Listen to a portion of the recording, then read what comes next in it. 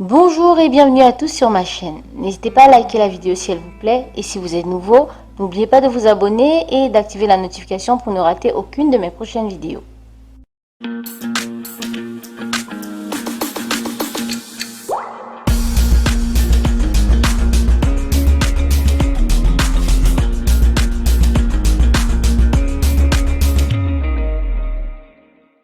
Lors de la grande peste de Toulouse de 1628 à 1631, 4 voleurs étaient eux occupés à braquer, à piller, à voler et détrousser les victimes sans être malades, sans être inquiétés.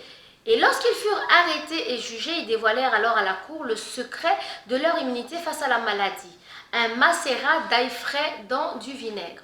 Cette révélation ne leur permit pas d'éviter cependant la pendaison. L'histoire ne s'arrête pas là.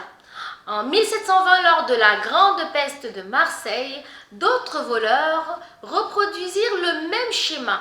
Ils volèrent, pillèrent les pestiférés sans être malades. Ils furent arrêtés mais relâchés aussitôt car ils dévoilèrent alors la recette du macérat d'ail et de vinaigre, aujourd'hui baptisé vinaigre des 4 voleurs.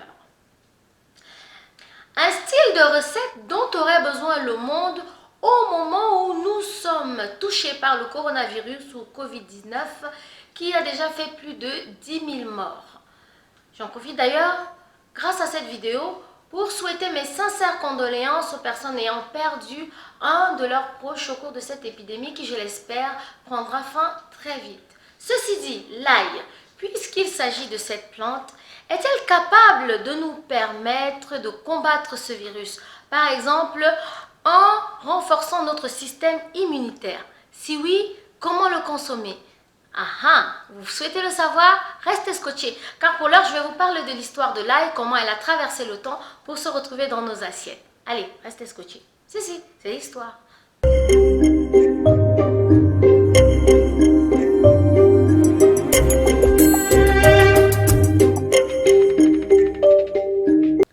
Les premières traces d'ail ont été vues en Asie centrale et par la suite, les plantations prospèrent un peu partout. Ainsi, les Chaldéens, peuple de Mésopotamie, et les Égyptiens en distribuaient aux esclaves bâtisseurs de pyramides qui en raffolaient car ça leur donnait la force de travailler. Et Dieu seul sait comment le travail était dur à cette période. En Égypte antique, l'ail est tellement apprécié qu'il est élevé au rang de divinité.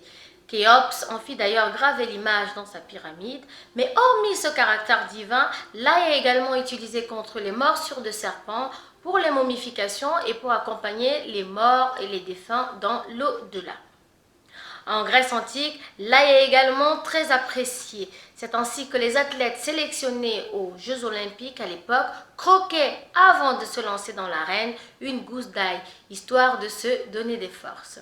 En Rome antique, selon Virgile, l'ail est l'aliment idéal pour donner des forces aux moissonneurs et alors là s'attendre à une récolte de taille. Parlons de récolte de taille. Mes biscottos ont besoin d'ail. Vous voyez comment oui, il faudrait que je consomme de l'ail pour être un peu plus fort.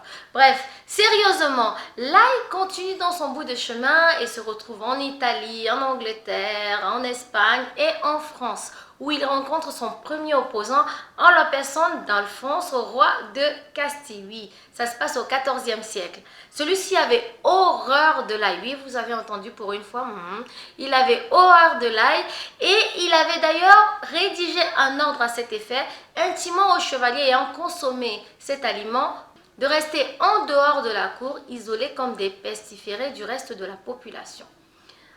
Cependant, l'ail retrouve ses lettres de noblesse sous Henri IV. Le grand-père du futur roi frotte les lèvres du nouveau-né avec une gousse d'ail pour éloigner les forces du mal et lui conférer la force de chef. Ceci dit, aujourd'hui, l'ail est cultivé un peu partout. On le consomme à toutes les sauces, chaudes, froides. Et officiellement, il existe 4 types d'ail que sont l'ail blanc, l'ail rose, l'ail nouveau et l'ail des ours.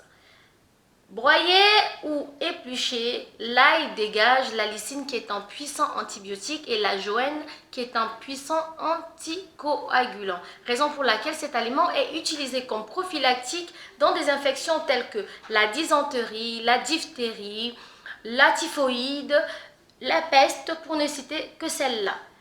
L'ail est également utilisé pour combattre l'hypertension car il provoque la vasodilatation capillaire. Il est également un anti-helminthique puissant, c'est-à-dire qu'il chasse les vers intestinaux. Et la lysine a une action inhibitrice sur les tumeurs, d'où son nom d'anticancéreux. Maintenant qu'on sait tout ça, passons aux astuces.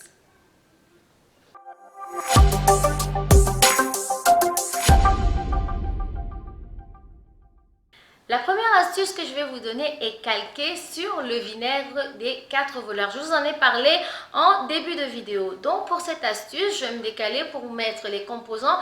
Vous aurez besoin du vinaigre de cidre, des feuilles séchées de préférence, de lavande, de sauge, romarin, thym, de la cannelle en poudre, du clou de girofle en poudre ou en bâtonnet, vous voyez, du camphre, de l'absinthe. Donc là vous avez tous les dosages.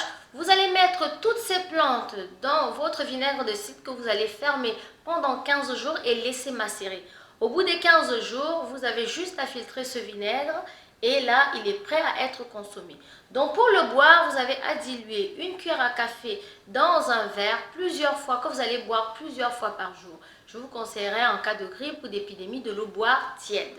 Maintenant, pour ce qui est du corps, vous pouvez l'utiliser en friction, c'est-à-dire après votre bain par exemple. La deuxième astuce que je vais vous donner, c'est de mâcher l'ail. Oui, vous avez la gorge qui vous gratte, vous avez vraiment les premiers symptômes de la grippe qui apparaissent, n'hésitez pas. Donc vous allez éplucher une gousse d'ail, vous retirez le germe du milieu pour éviter les ballonnements et là vous allez la mâcher. Je vous conseille cependant d'avoir un thé tiède ou de l'eau tiède à proximité parce que ça pique et ça brûle. La variante de hacher l'ail cru, vous avez la possibilité de mélanger l'ail avec un petit oignon rouge ou un petit oignon blanc. Vous ajoutez un petit bout de gingembre, vous mélangez tout dans du miel, voilà, pour que ce soit un peu plus doux. Et vous allez mâcher, vraiment mâcher, ça va vous dégager.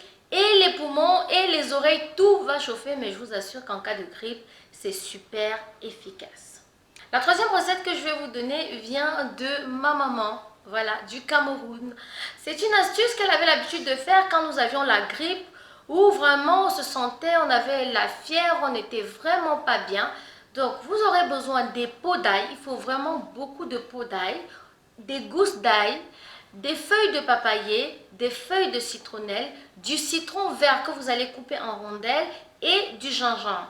Vous allez mettre minimum 5 litres d'eau à bouillir et vous mettez tout dedans, dans une marmite bien couverte. Quand l'eau a bien bouilli avec tous les ingrédients, au bout de 20 à 25 minutes, vous allez préparer sur le sol, parce qu'il faut que vous vous asseyez à même le sol. Donc à même le sol, vous allez mettre voilà un truc pour protéger votre sol. Vous mettez votre marmite, vous cherchez une couverture que vous allez entourer la marmite en fait pour garder la chaleur et éviter les brûlures, parce que vous allez vous asseoir autour de la marmite. C'est-à-dire la marmite sera entre vos jambes et vous allez aspirer. Donc vous ouvrez le couvercle de la marmite et là vous aspirez la vapeur. D'accord? Cette astuce de sauna traditionnel me vient de ma maman du Cameroun. N'hésitez pas à venir témoigner si vous essayez et que ça marche pour vous. En restant sur ce fil, la prochaine vidéo portera sur les plantes que vous pouvez utiliser en cas d'épidémie pour renforcer votre système immunitaire et vous détoxifier en profondeur.